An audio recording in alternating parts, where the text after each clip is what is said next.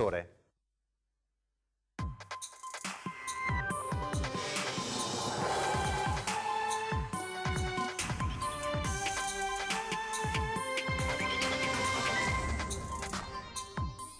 Zaia applaude al nuovo DPCM del governo che estende la zona arancione a tutta Italia e dice piuttosto che protrarre un'agonia di mesi meglio arrivare ad una chiusura totale per bloccare il contagio.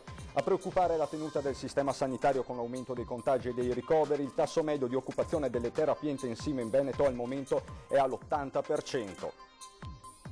Ieri sera il professor Palù, virologo di fama internazionale, ospite a Ring, sulla situazione in Germania ha spiegato colleghi tedeschi hanno parlato a febbraio di uno strano picco tardivo di epidemia. Pubblicato oggi il decreto che prevede il rientro in corsia dei sanitari in quarantena perché venuti a contatto con pazienti positivi, seppur negativi al tampone e asintomatici. Attimi di tensione nel carcere di Santa Maria Maggiore a Venezia per la protesta di un gruppo di detenuti, rotti mobili, finestre e telecamere. Controlli nei bar per vedere se rispettano il coprifuoco, scattano le prime sanzioni a Padova, sospesa la licenza al titolare di un locale. Sono scattati all'alba i controlli stradali delle forze dell'ordine per verificare che chi si sposta abbia una reale motivazione urgente, nel mirino le autocertificazioni. Bentrovati telespettatori di Antenna 3, è ancora una volta l'emergenza coronavirus ad aprire il nostro telegiornale con l'aggiornamento sui dati. Il bollettino ufficiale è quello della Regione del Veneto in attesa come ogni sera del secondo bollettino. Stando ai dati attuali ufficiali, quindi quelli per intenderci delle 7:30 di questa mattina, i positivi sono 856, lo vedete dalla grafica, 85 in più rispetto a ieri. In tutto siamo a 29 casi in provincia di Belluno, 207 a Padova, Rovigo 10, Treviso 158, Venezia 152, Verona 96, Vicenza 73.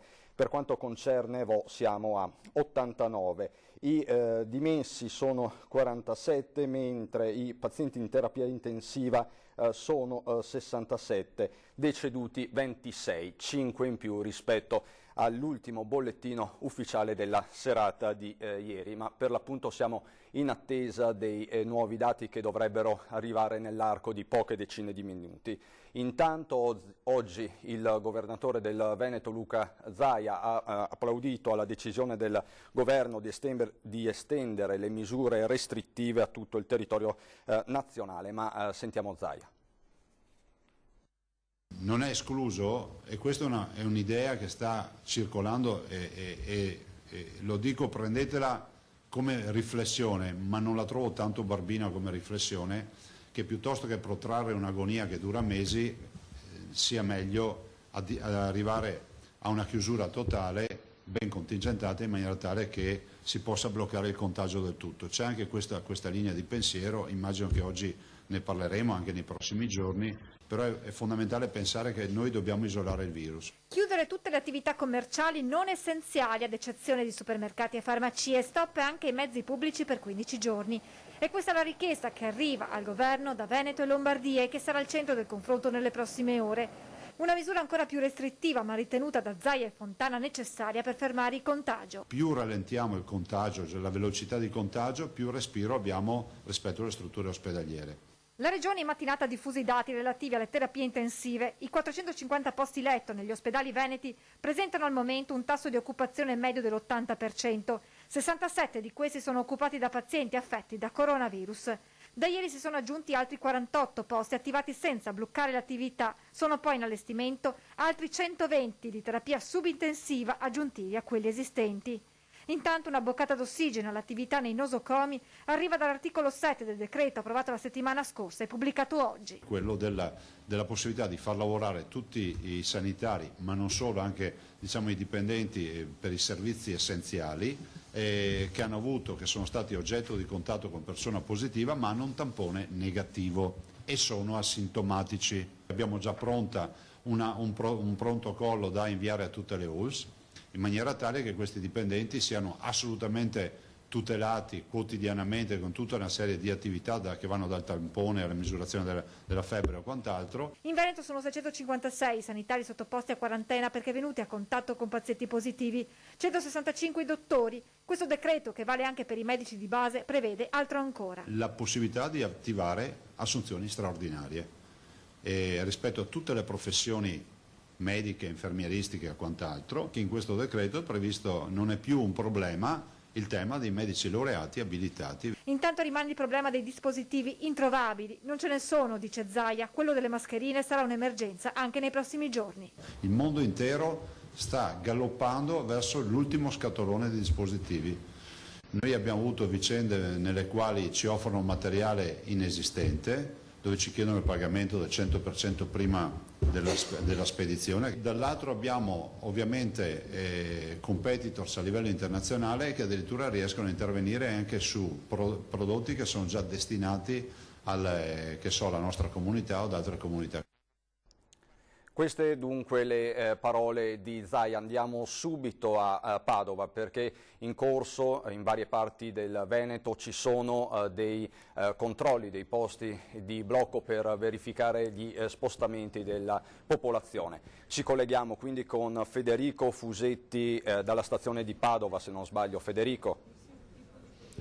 Sì, esatto, siamo qui, ciao, buonasera a te, buonasera ai telespettatori. Questa mattina siamo stati a Monselice, carabinieri che controllavano gli automobilisti, quindi un posto di controllo. Adesso invece siamo in stazione a Padova, dove la competenza ovviamente della Polizia di Stato, della Polfer per la precisione, che da circa un'ora sta effettuando dei controlli qui. Ovviamente sono controlli, li vedete anche alle mie spalle, gli agenti in azione, sono controlli che non è che impediscano lo spostamento, ormai sappiamo, tutta l'Italia è nella stessa situazione, quindi ci si può spostare. Il loro compito è quello di controllare i documenti di viaggio, quindi i biglietti, controllare comunque la residenza, cioè essere sicuri che chi è qui in questa zona sia qui perché c'è un motivo valido e perché deve trasferirsi e spostarsi per i motivi che conosciamo. C'è anche ovviamente il dispositivo di controllo dell'esercito, adesso Cristian Roccaiende vi mostra anche i militari che in fondo al piazzale sono qui perché comunque questa è una zona nella quale va garantita anche la sicurezza al di là dell'emergenza coronavirus. Attualmente sono due le pattuglie della Polfer che stanno operando, una qui e una all'interno sui binari. Quello che vi posso dire è che lungo i binari davvero pochissimi viaggiatori, sono passate già negli ultimi minuti sono passati 3 treni ad alta velocità, sono saliti davvero una manciata, saliti e scesi una manciata di viaggiatori. Chi lavora qui ci ha detto che la frequentazione in questo momento sono le 18:30, quindi siamo in un orario di punta, è pari più o meno a quello che si vede durante la notte, quindi davvero un calo drastico di presenze, pochi taxi e comunque fermi a lungo in attesa di clienti, parcheggi liberi, cosa che qui non accade quasi mai, e come dicevo comunque controlli della Polfer per assicurarsi che chi si muove abbia motivo per farlo e sia diciamo regolare. Grazie Federico, grazie a te e buon lavoro anche a Cristian Roque Alende. Noi adesso parliamo di quello che ieri ci ha riferito a Ring durante la trasmissione Ring il virologo Giorgio Palù, che ha iniziato la sua analisi partendo dalla Germania. Vediamo.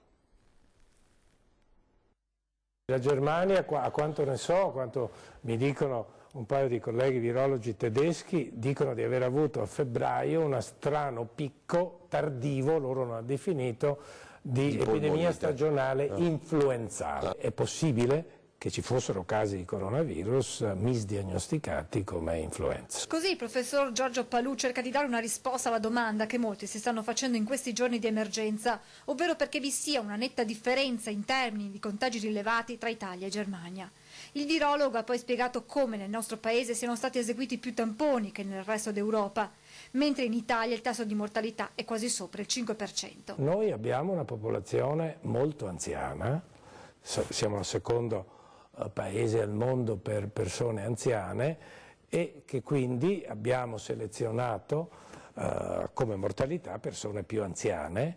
L'altra ipotesi ancora è che siccome questi sono virus che si sviluppano molto bene in ambiente nosocomiale, è possibile anche che noi abbiamo avuto dal primo focolaio, in particolare quello lombardo, una diffusione di tipo nosocomiale. Il professor Palù ha poi parlato di questo virus ancora poco conosciuto, dei veicoli di trasmissione e dell'importanza di rispettare le regole come lavarsi spesso le mani e mantenere le distanze di sicurezza. Il virus non viaggia nell'aria libero, viaggia ancorato a secrezioni, a qualche cellula se viene espulsa, ma quindi ha un tragitto molto breve. In Cina la curva epidemica è salita linearmente, quasi in fase esponenziale, è diminuita, ha raggiunto una stabilizzazione ed è decresciuta e ora è quasi scemata totalmente, ha spiegato Palù, che ha aggiunto che nella provincia dell'Hubei si registrano ora 10-20 contagi. Questa è una dimostrazione palese che l'isolamento, quindi inteso come isolamento in casa, evitare i contatti, e sa che i cinesi hanno usato misure non solo molto coercitive ma addirittura sanzionatorie molto gravi, quindi sono riusciti e questo è un esempio. Quindi se noi dobbiamo prendere come esempi quello che ci dice la scienza ci direbbe che quello è il modello da seguire. Nel frattempo un altro virologo, Andrea Crisanti, chiede di estendere i tamponi a tutta la popolazione come fatto per Vo. L'analisi dei dati di Vo è ancora in fase di elaborazione e direi che i primi risultati, sebbene parziali, indicano che la trasmissione è diminuita significativamente a Vo. Quando noi abbiamo fatto l'analisi a Vo avevamo 87 positivi innanzitutto. Di questi 87 positivi erano su 3.300 abitanti, quindi se lei fa la proporzione è circa il 3%, va bene? Poi, quando abbiamo fatto la seconda analisi, molti si sono negativizzati e abbiamo soltanto pochissimi casi nuovi.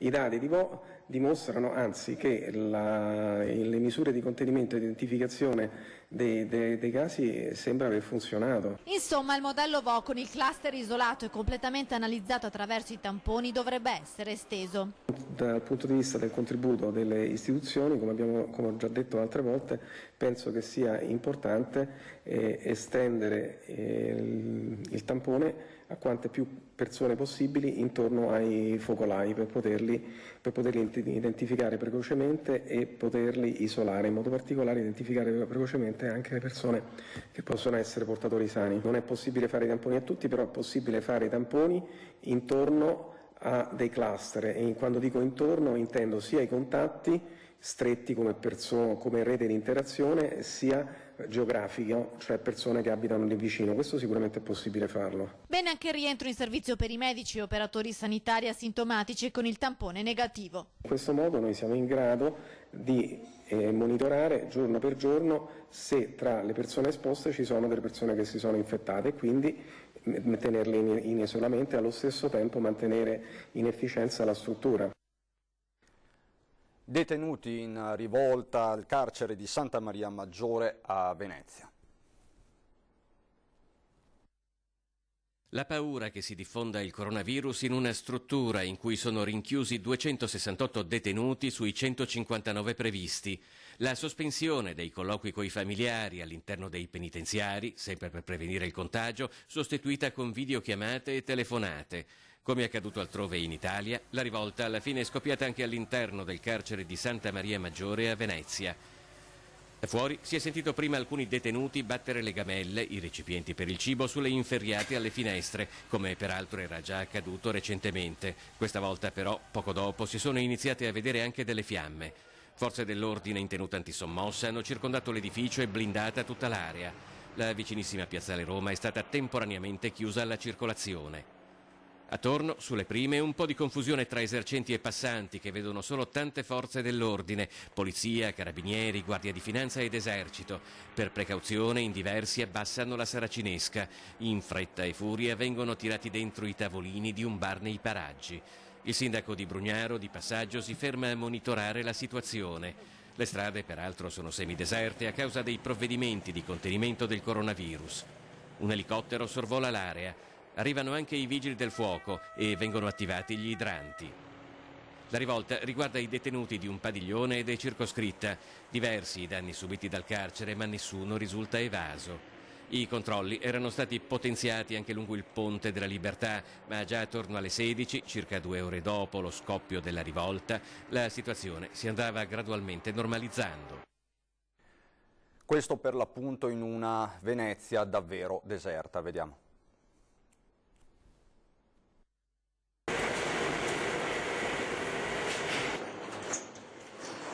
Perché ha deciso di chiudere? Non c'è proprio nessuno in giro. Esatto, proprio per quello, perché non c'è nessuno. Da quanto tempo che... Allora, sono 10 giorni che sono a zero. A zero?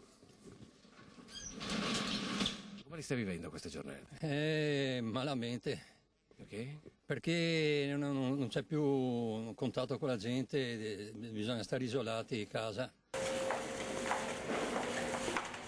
È una città chiusa, morta, una città che ha speranze di aperture e di guarigione, ma non si sa dove e come. L'atmosfera è irreale. I provvedimenti anti-coronavirus hanno quasi desertificato Venezia. Poche le persone per strada. Un vaporetto solitario percorre il Canal Grande. I luoghi più impressionanti sono quelli che in genere erano i più affollati. Il ponte di Rialto, ad esempio, così non lo si era mai visto. Chi si incontra ha spesso le borse della spesa, è uscito per comprare da mangiare, oppure, naturalmente, come da disposizione, per lavoro. Lavoro qui alle gallerie dell'Accademia e museo chiuso, facciamo quello che possiamo fare, Le gallerie dell'Accademia sono chiuse, come gli altri musei, i teatri, i cinema, le scuole e tanti negozi e locali. Cosa l'ha spinta a prendere questa decisione? Sicuramente il provvedimento di ieri sera ci ha fatto fare un esame di coscienza e decidere appunto alla chiusura, per il bene di tutti. Prima ci stiamo alle regole e prima ne usciremo. Lavoro.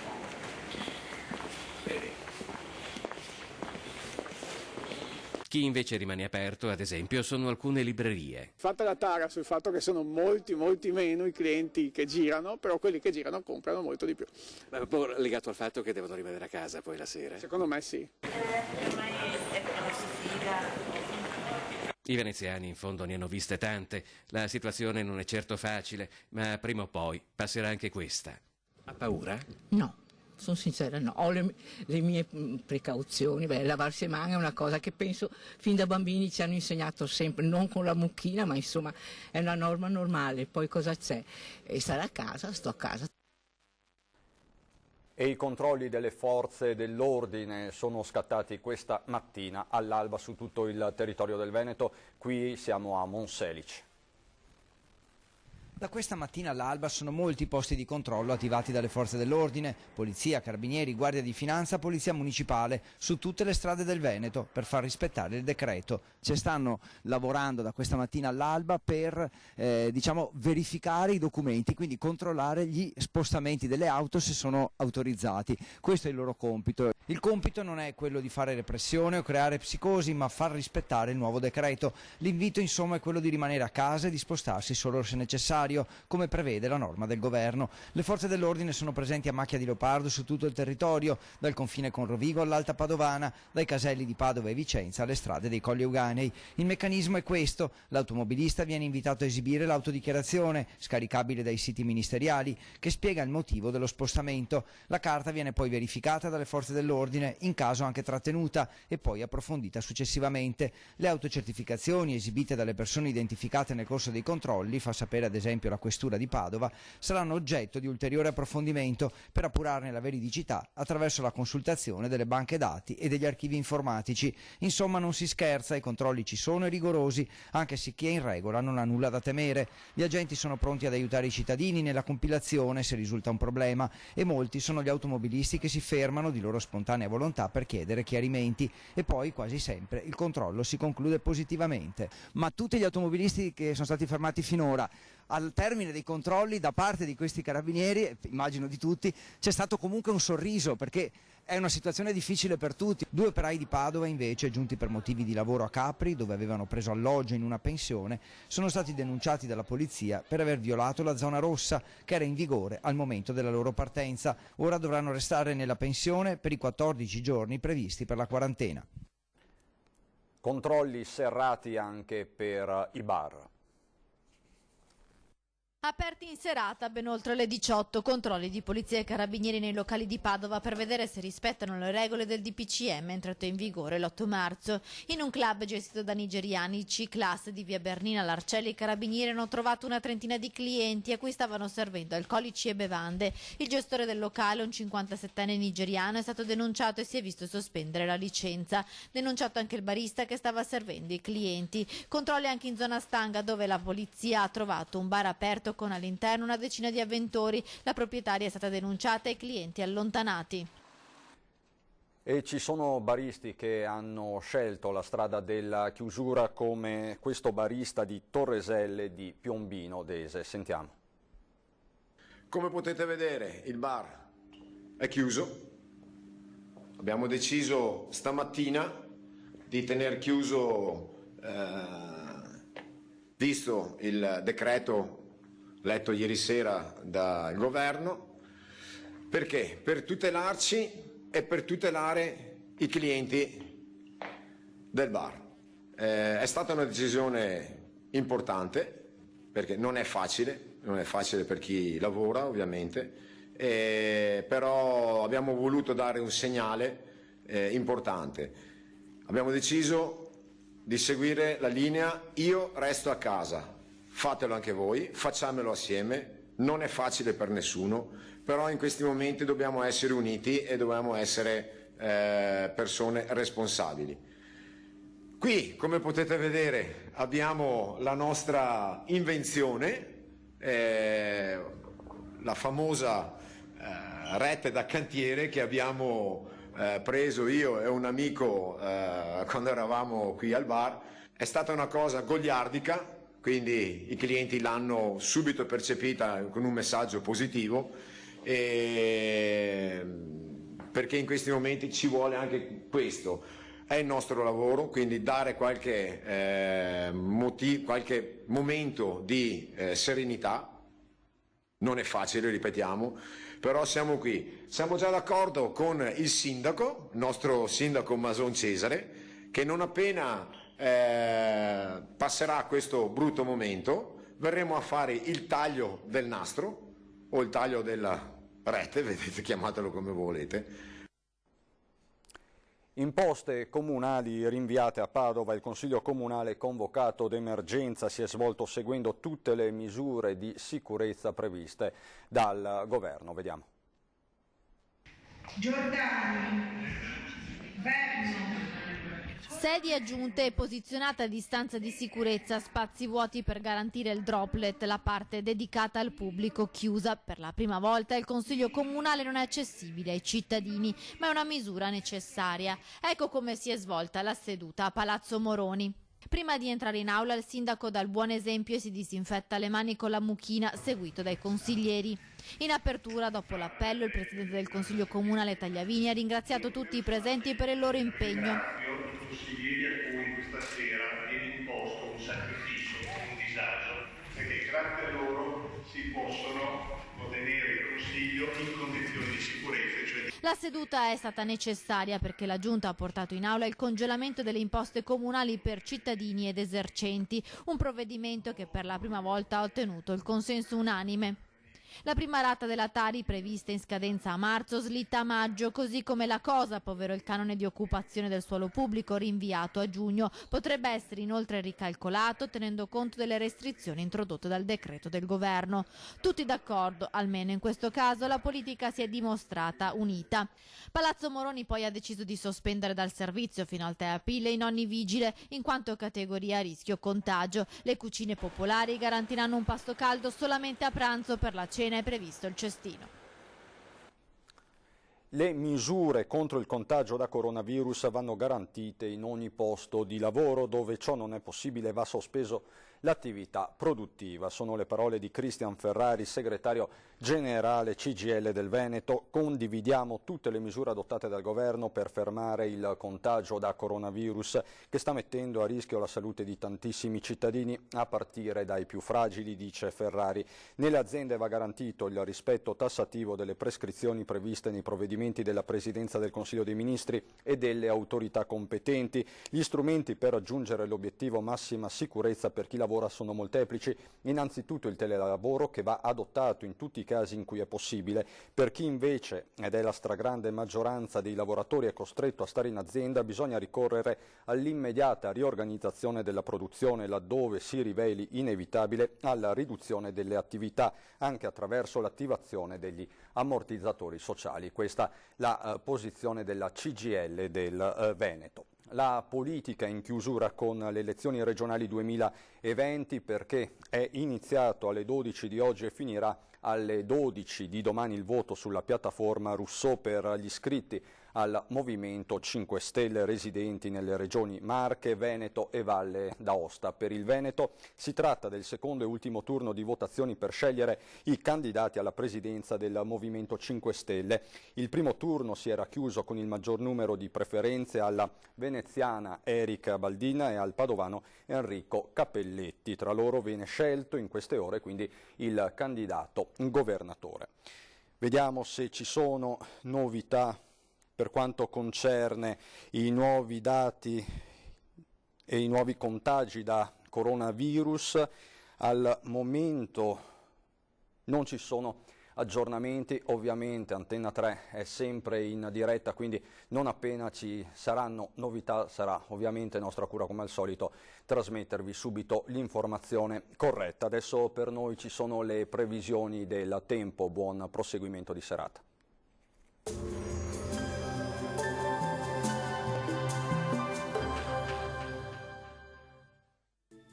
Bentrovati al meteo. Ulteriore rinforzo dell'alta pressione con una giornata stabile e clima decisamente primaverile.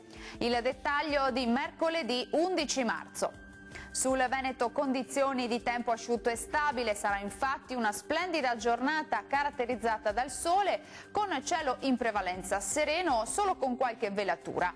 Non sono attese piogge degne di nota. Temperature in ulteriore aumento, minime comprese tra 2 e 5 gradi, massime invece tra 14 e 17 gradi, punte di 18 gradi sul Rodigino. Ci spostiamo ora sul Friuli Venezia Giulia, anche qui tanto sole dappertutto, al massimo con poche nubi a carattere sparso. Temperature minime tra 4 e 8 gradi, massime invece fino a 16 all'incirca. Bel tempo anche sul Trentino Alto Adige, ampio soleggiamento, solo con qualche addensamento ma senza ulteriori conseguenze.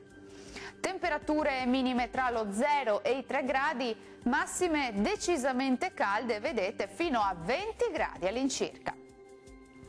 Dal meteo di Antenna 3 per ora è tutto, grazie per l'attenzione e arrivederci al prossimo aggiornamento.